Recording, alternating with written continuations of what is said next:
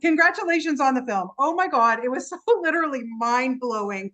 I almost like was like, okay, am I was pinching myself actually through part of it because I didn't know if I was real or not. So kudos to you, Adam. I honestly, you made me think. But I wanted to start with you, Adam, because clearly you wrote it, you directed it.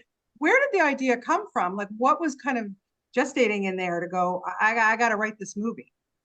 Sure, yeah, thanks.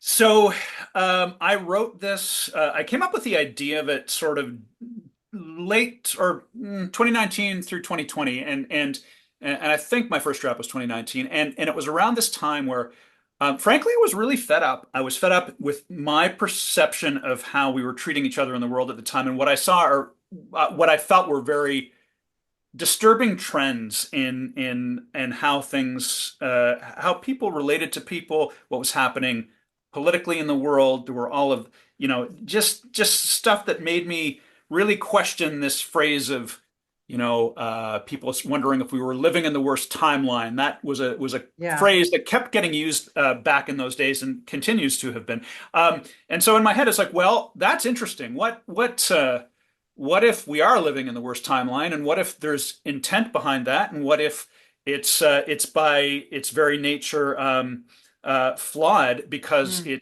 it's designed to be so, and that really got me to thinking. And then what if we are humans living in this world of ours? What if we just really don't understand that we are being manipulated at a very, very high level, and so it went from there.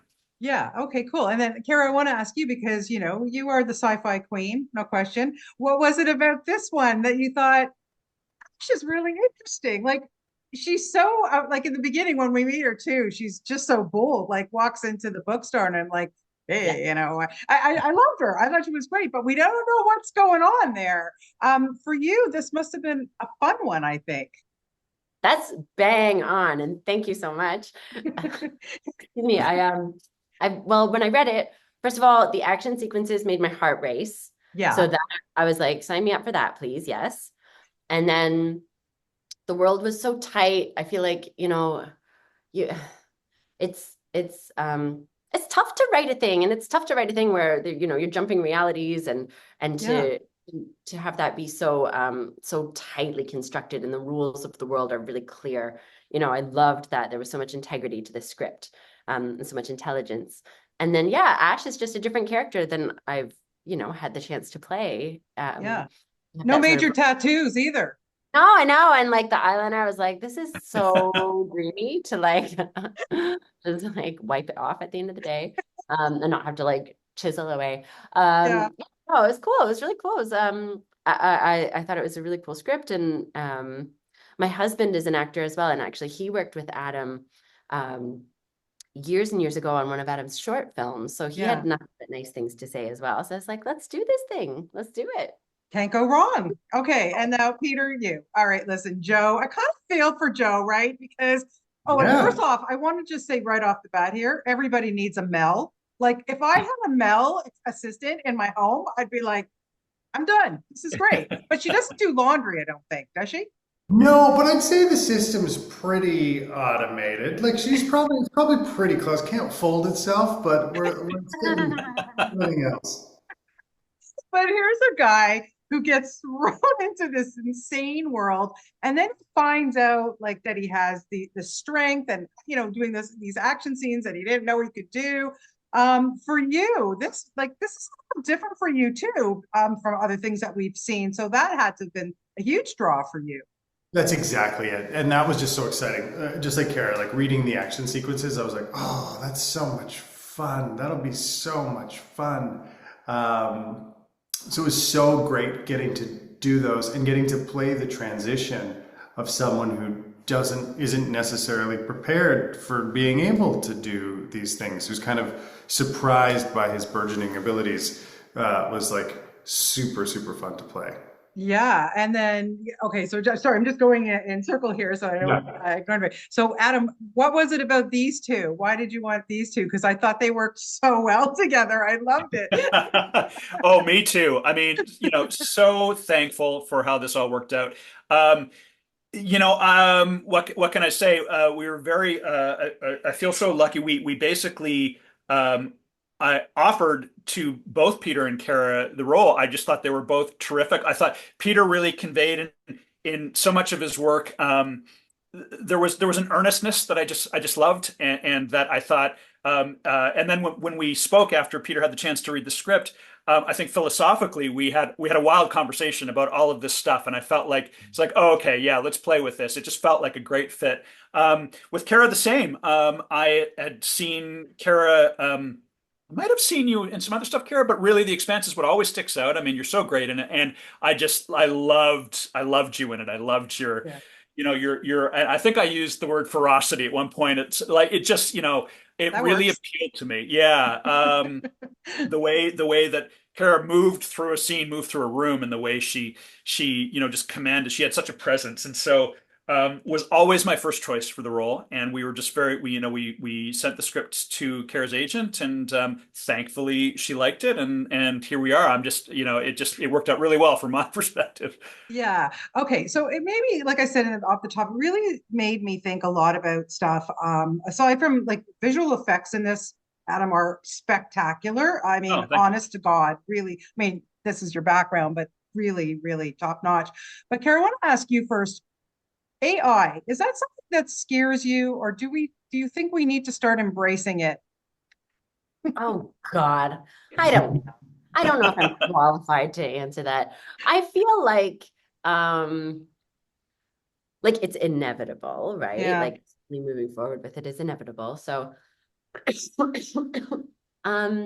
think that like all of this extraordinary technology that we have developed as a species so super, super, super quickly, like, I mean, I don't think we really understand it yet, but Yeah. like, I also don't think we really understand like television yet.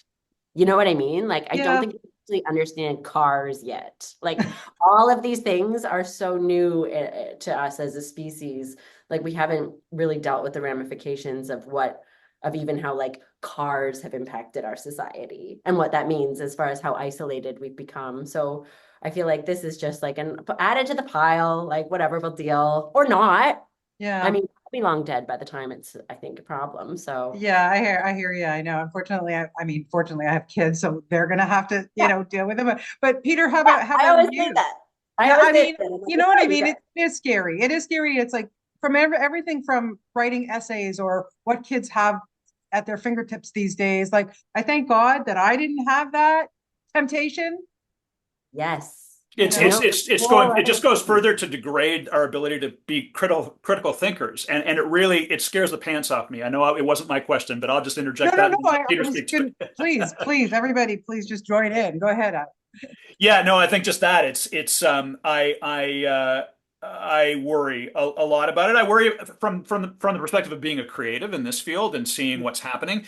My kids, same, leaning into these AI tools that aren't entirely trustworthy yet. And the answer is always, oh well, they'll get better, they'll get better.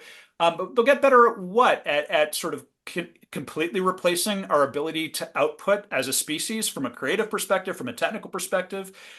There isn't a field right now that hasn't been impacted other than pure physicality. When we were making this film, I talked a lot about my love for analog processes, and actually, David Hewlett's character in the film Oliver Mm, speaks a lot to that.